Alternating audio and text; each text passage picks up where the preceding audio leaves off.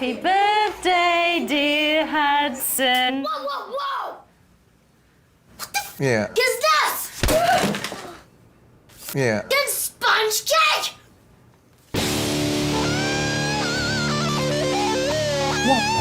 The DS was great, wasn't it? Everyone had one. Your little sister was playing one of 12 billion Imagine games, your brother was trying to keep his pretend dog alive, you were ramming Game Boy cartridges into the bottom, and your parents were desperately attempting to improve their brain age or something. Seriously, just how many people were hoodwinked into believing that their brains were 70 to 80 years old? Nonsense, obviously, but the Nintendo DS was extremely successful, releasing in a variety of forms. Here's the DS Lite version, for example, and selling in excess of 154 million units. This made it, just the best-selling handheld and second best-selling games console of all time, no big deal. And for a while, it was part of everyone's daily lives. Every company wanted to make games for it, for better or worse, and every other company wanted to make terrible accessories for it. Why would you ever need a stylus you could strap to your thumb? In fact, don't answer that. Anyway, today we're going to be playing through all of the European launch lineup of the Nintendo DS, and I'll sort of be reviewing them as we go. Are you ready? Then let's do this. Face down. That's the way we like to play games on the Nintendo DS. Asphalt Urban GT is a racing title that doesn't look incredible, but it does play alright. Part of the reason why might be because it was also released for the Nokia N-Gage, and it actually reviewed better there somehow. It does a reasonable enough job of rendering what's coming your way on an obviously not very powerful handheld, however, although pop-in is obviously guaranteed. Sorry! There's also a decent selection of vehicles, with some definitely handling better than others as the AI racers all crash into the corners along with you. And it includes locations like Miami, Paris, New York, and Chernobyl. Wait, I'm sorry, why? Alright lads, just off for a cheeky dose of residual radiation with the boys. Alright, here we go, let's get crispy. 3.6. Not great, not terrible. 60% on Metacritic.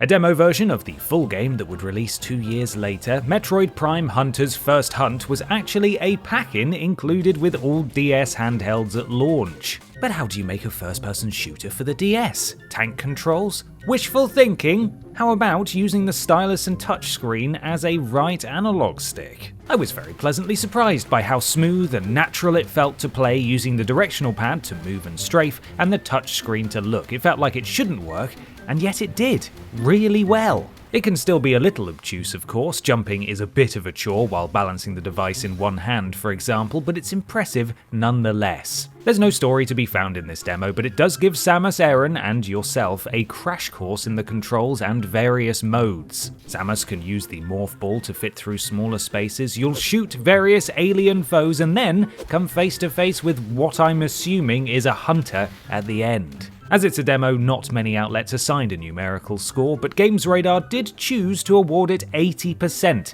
so we'll go with that. Mr. Driller Drill Spirits might sound like a blue-collar JRPG, but it's actually a puzzle game, and a long-running one at that. The 6th entry in the Mr. Driller franchise, you've got to dig down and make it to the bottom of the stage, taking care not to run out of oxygen, while also destroying blocks tactically, so that A, you match up coloured blocks by having them land on one another to earn points, and B, you aren't crushed to death by the coloured blocks landing on you. It's fairly straightforward, but as a non-puzzle boy, it didn't do much for me, to be honest, and I ended up digging directly down as fast as I possibly could. While Drill Spirits was praised for its bright colours and cartoony art style, it came under fire for its implementation of touchscreen controls, with many outlets suggesting that the D-pad was faster and more accurate. 70% on Metacritic. Hi there, do you remember PictoChat? Well, screw you, because we're going to sell you our version, which is better! Ping Pals was a THQ-published chat program where you could talk and play with friends online. The problem is, as previously mentioned, there's already one of those built into the DS itself. So what does Ping Pals do to set itself apart from the competition? Well, you can chat to the AI if you want, play games with your AI friends, and even customize your avatar with money earned from playing games with your AI friends. The games are not good and range from guess the closest number to the one I'm thinking of to other ones that are just as crap, but I didn't write them down. It's a terrible idea, terribly executed essentially, and was rightly mauled by critics, earning not only a 28% average on Metacritic, but also receiving the lowest score in the history of Electronic Gaming Monthly. Ouch. All that was left to do was draw a big middle finger, there we go, and send it to my AI buddy and get the hell out of there. Pokmon Dash is a racing game. A Pokemon racing game. Boy, if you thought having pocket monsters fight to the point of exhaustion for our pride and ego was cruel, then you're clearly ready to hear Pikachu actually drown. The Pokemon franchise has had more spin-offs than you can shake a stick at over the last 25 or so years, but this is amongst the weakest. You drag the stylus repeatedly over the touchscreen in the direction of intended travel, aiming to race through all the checkpoints before your competitors do. Different terrain presents speed reduction hurdles, which can be solved with speed boosts. Lapras is on hand to help you cross bodies of water, and giant balloons will see you soar into the sky to travel large distances, allowing you to pop the balloons on descent to hurry up your inevitable death. The problem is that it's often tricky to see what obstacles are coming when you're furiously scraping at the touchpad to stay ahead. You can only play with Pikachu, and the navigation when in balloon mode is at best unclear. 46% on Metacritic, with GameSpy saying, gimmicky titles like this may be cute diversions, but they're no substitute for the real deal. It's another puzzle game. A minimalistic block lasseur, Polarium sees you flipping coloured tiles to clear puzzles. There are a couple of different modes too. Challenge mode is presented in Tetris style, with new blocks constantly falling, forcing you to react quickly lest the grid completely fail, and puzzle mode has no time constraints and tasks you with tracing around the tiles to flip them over and complete the puzzle in as few moves as possible. There's nothing inherently wrong with Polarium, it's just fine. It was simple and engaging enough, but perhaps evidenced by how much I struggled to write this entry, it made no impact on me at all. 73% on Metacritic.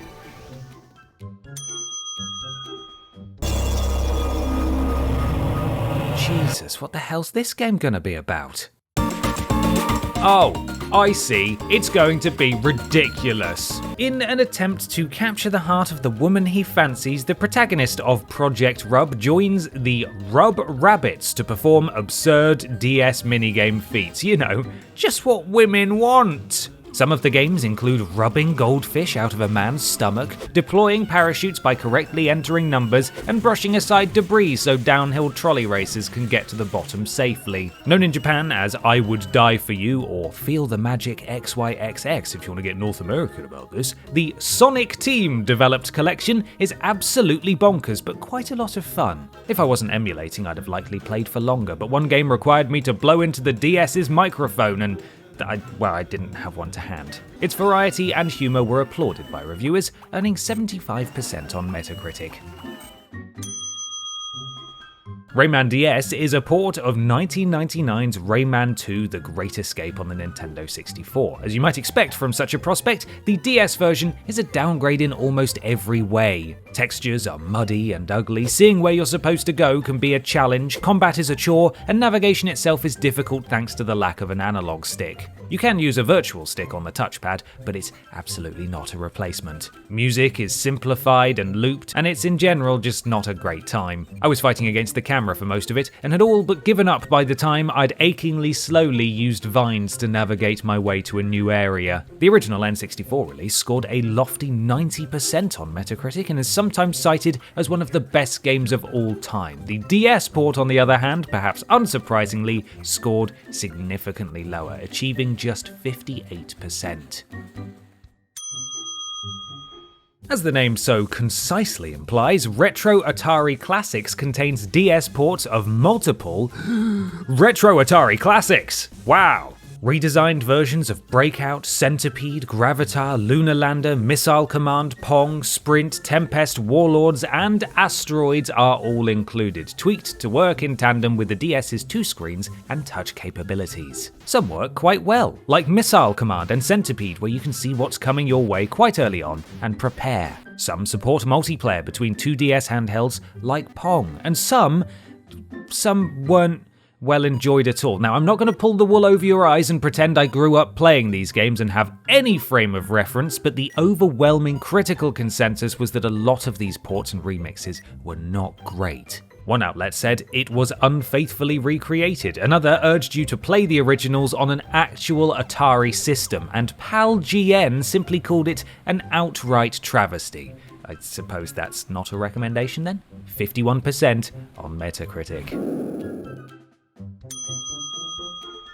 Based on the movie that kickstarted the Robots cinematic universe that we all still love and enjoy to this day, Robots is a movie tie-in game and seemingly the first in a long line of terrible ports of terrible movie tie-in games on the DS. A very simple and pixelated side-scroller come platformer, there's no voice acting, terrible combat, and confusing progression. You'll get lost trying to reach the next area, fall down while attempting to leap over gaps, and no matter how hard he tries to be helpful, your deployable hovering robot friend gets stuck and doesn't seem to be of much use at all. There are little transport sections where you roll around and have to avoid other robots and collect power-ups, but it's still at the mercy of the touchpad to control, and that is shaky at best. Games Radar called it a run-of-the-mill platformer that does nothing we haven't seen 1,000 times before, and Robots for the DS landed on a Metacritic average of 48%.